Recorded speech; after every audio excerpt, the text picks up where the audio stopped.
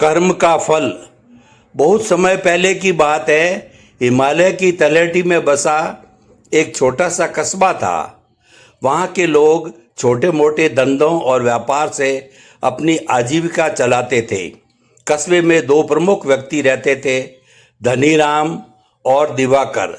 धनीराम चालाक और लालची किस्म का इंसान था। वह अपने व्यापार में हर जगह धोखेबाजी करता, तोल में कम देता, ग्राहकों से अधिक पैसे वसूलता और कभी भी सच्चाई से काम नहीं करता। वह हमेशा कहता, दुनिया में ईमानदारी से कोई अमीर नहीं बन सकता, चालाकी ही असली चाबी है। इसके विपरीत दिवाकर ईमानदार और मेहनती व्यापारी था। उसकी छोटी सी दुकान थी, पर वह कभी झूठ नहीं बोलता और न ही ग्राहकों को ठगता। वह अक्सर कहता, व्यापार का आधार विश्वास है, अगर विश्वास टूट गया तो व्यापार भी खत्म। कुछ वर्षों बाद कस्बे में भारी मंदी आ गई। लोग बेरोजगार हो गए और सामान खरीदने की ताकत कम हो गई।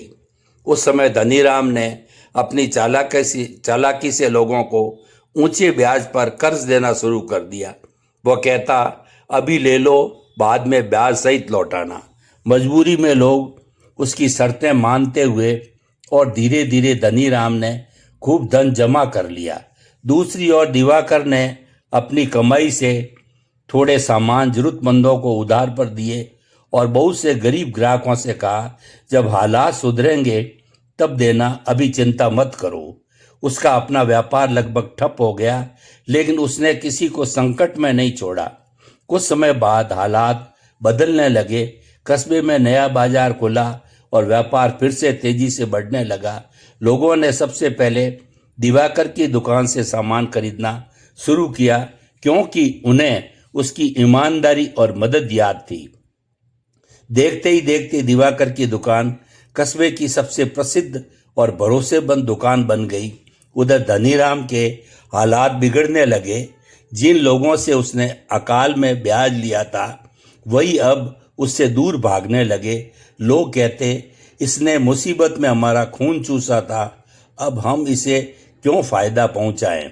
धीरे धीरे उसका व्यापार ठप हो गया और लोग उसे नापसंद करने लगे।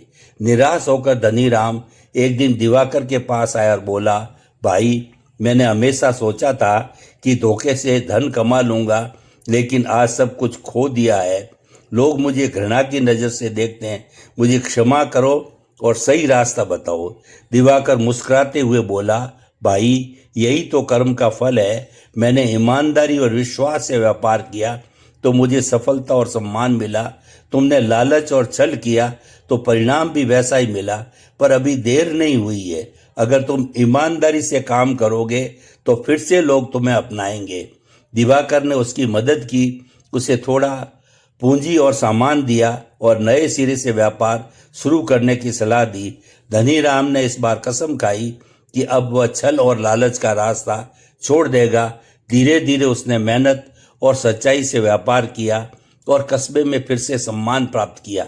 इससे हमें यह प्रेरणा मिलती है कि जीवन और व्यापार दोनों में कर्म का फल अवश्य मिलता है। ईमानदारी और विश्वास से काम करेंगे तो समृद्धि और सम्मान मिलेगा, लेकिन लालच और धोखे से कमाया धन टिकता नहीं। इसीलिए हर परिस्थिति में सच्चाई और मेहनत का रास्ता ही